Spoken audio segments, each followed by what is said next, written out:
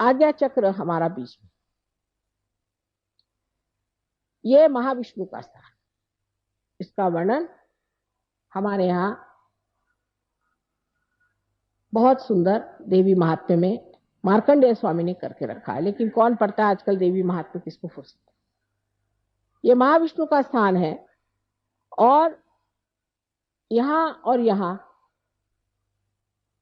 जो दो स्थान हैं उसमें इस तरफ बुद्ध और इस तरफ महावीर जी। अब बुद्ध के लोगों ने भी बुद्ध का हाल खराब कर दिया।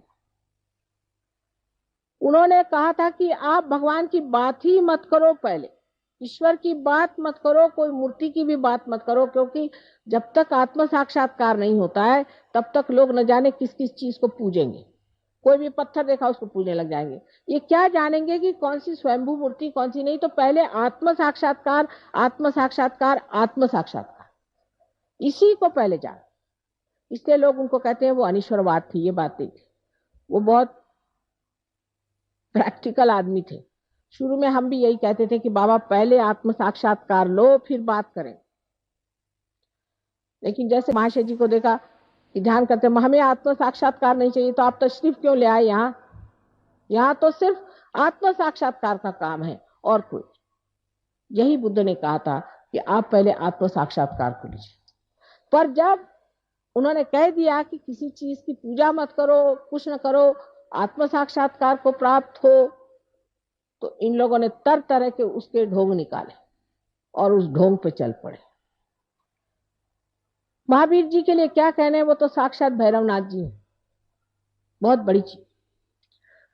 एक बार जंगल में ध्यान करते करते जब वो लौटे तो उनका आधा वस्त्र कुंज में फंस गया।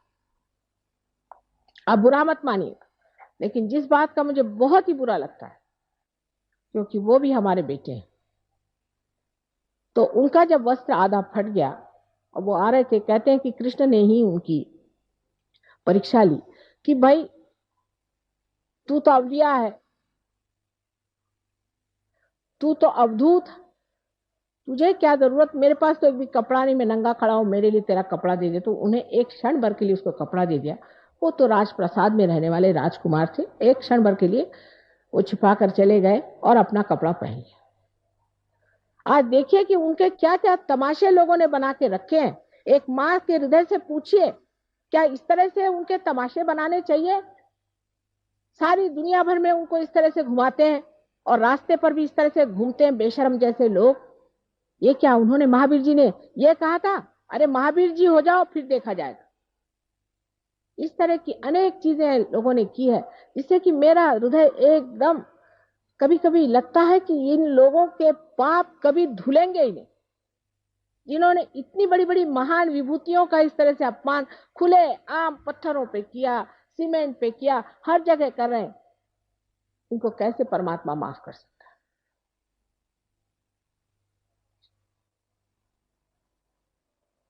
नेमिनाथ जी ने जिस वक्त में श्री कृष्ण के साथ, उनके वो भाई, चचेरे भाई थे नेमिनाथ जी, जो कि तीर्थंकर थे, उनको उपरति हो गई।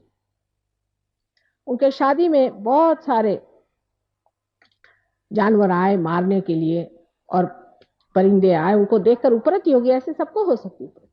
तो उन्होंने ये बात कह दी कि भाई मैं ये हिंसा नहीं करूंगा। लेकिन अब जो कीड़े मकोड़ों को भी बचाते बैठते हैं, ये कोई उन्होंने कहा था क्या?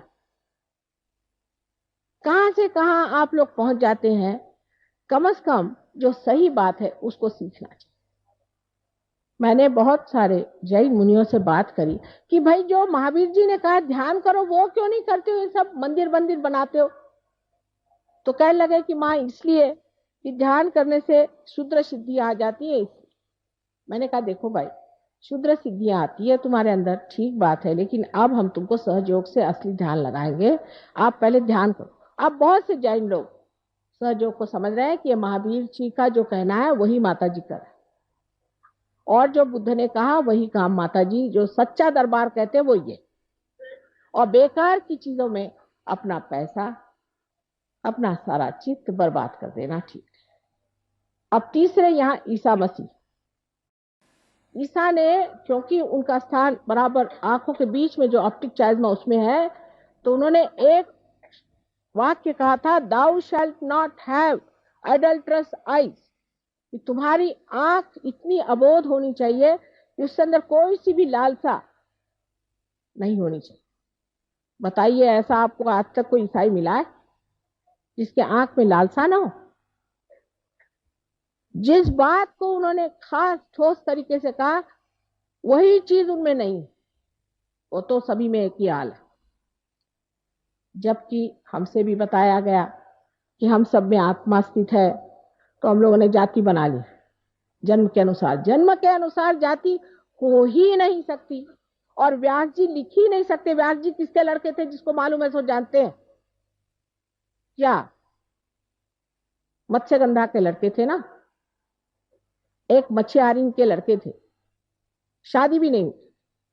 वो व्यास जी क्या ऐसी बात लिखेंगे? लेकिन ये बना दिया कि जन्म से आप ब्राह्मण हैं, ब्राह्मण होना पड़ता है। यही बात मैंने आपसे बताई। अब आप समझ लीजिए कि धर्म के मामले में अपनी कल्पनाएं जो गलत है उसको सही करना पड़ेगा। अगर वो नहीं सही करी, वो अगर हमारी कल्पनाएं हमने नहीं करी और वो हम सीधे नहीं हुए, तो हम धर्म को प्राप्त नहीं हो सकते हैं। जैसे कृष्ण ने कहा कि मारो इसको, ऐसी चीज जो सच है उसको पाना है, उसको मानना है। इससे हमारे अंदर के जो दूषित धर्म है सब निकल जाएंगे, और जो सच्चा धर्म वो खड़ा होकर के सारे विश्व में एक धर्म हो जाए, क्योंकि सब ने एक ही बात कही। अब रही बात कि उसके 3 चक्रों के बारे में, मैंने बताया आपसे 3 जो यहाँ पर है, कि बुद्ध, महावीर और ईसा मसीह, ये 3 आए और इनका जीवन तपस्या से रहा। अब वेद में भी 7 हमारी स्थिति बताई। भू माने पृथ्वी, पृथ्वी से बना हुआ श्री गणेश। भूर्व अंतरिक्ष बना हुआ ब्रह्मदेव, ब्रह्मदेव ने अंतरिक्ष बनाया। उसका वो सिर्फ जो तत्व है वो कहते हैं भूर्भुव स्वाहा। स्वाहा नाभि चक्र पे होता है, जहां हम सब चीज को खा जाते, जहां अग्नि खा जाती, ये लक्ष्मी नारायण जी का स्थान होता है। भूर्भुव स्वाहा मना, ये मां का स्थान, जगदम्बा का। जना, जना इसलिए कि श्री कृष्ण ने जन जागरण का विचार किया, जन में उतरे। और इतना ही नहीं, विराट, श्री कृष्ण स्वयं साक्षात विराट है। सारे जन के अंग प्रत्यंग उनके अंदर है, इसलिए वो जन। और तप, इन तीनों ने तप किए हैं। और अब सहस्त्रार पे सत्य है जो आदिशक्ति आपको देती। इस प्रकार जो उसमें तत्व लिखा गया है, वही विशद रूप से भक्ति मार्ग में लोगों ने देवी देवताओं की तरफ से वर्णन किया। ये सब की सब सच्चा है, सिर्फ कहीं एक अंग है, कहीं दूसरा अंग है। और एक हाथ को कोई लेकर झगड़ा करेगा और दूसरे हाथ को लेकर कोई झगड़ा करेगा, तो उसे क्या कहा जाए? इससे तो दोनों भी हाथ टूट ही जाते हैं और टूट ही गए।